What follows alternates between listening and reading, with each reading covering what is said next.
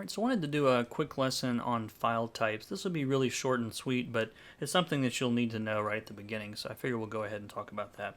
So I'm going to I'm going to left swipe on this image down here in the bottom left, and you guys can see it pulls up the share, duplicate, delete. I'm just going to hit share, and you've got different image formats here.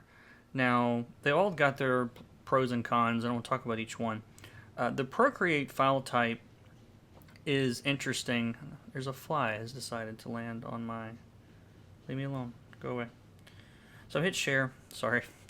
And the Procreate file type is obviously the default format that the program uses. And so you get all of the layers and all the different effects, and everything that you do within that file is copied into that Procreate file. So you could share that with someone else that has Procreate, just like I'm doing in the course. You guys will have some of those files of my own.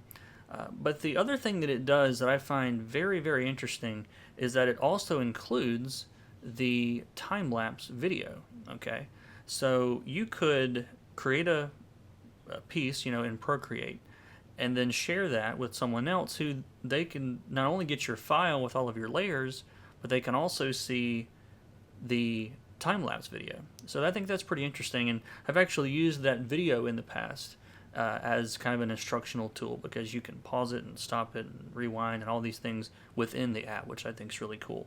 So if you want to get everything in your file to someone else, all the layers and everything, that's the way to go, Procreate.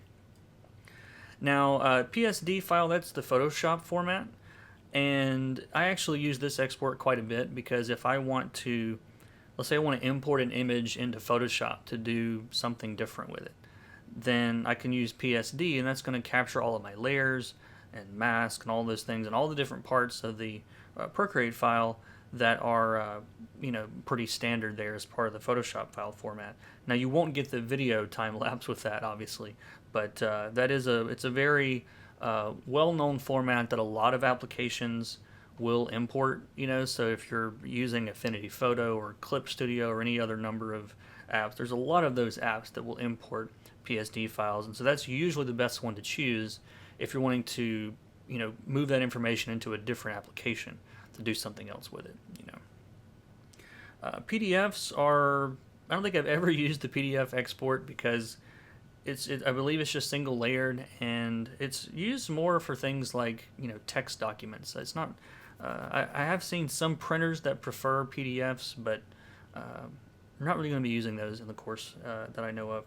And then JPEG is just your standard kind of web image format. There's no layers. It's just the image, whatever it is. So if you want to send over a quick email to someone with a copy of your file in it, you don't want to send a Procreate file or a PSD file. Probably it'd be too big.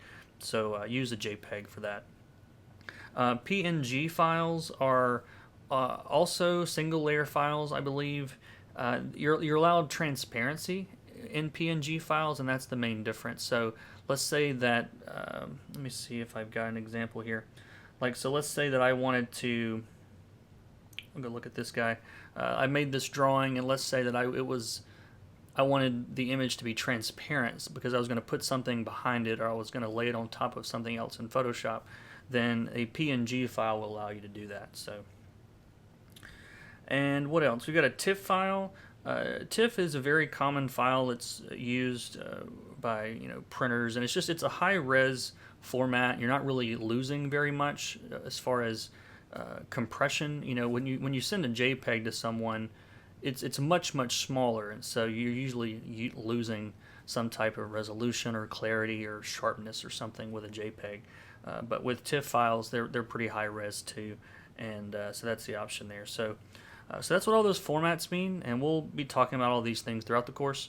But yeah, let's move on to the next one.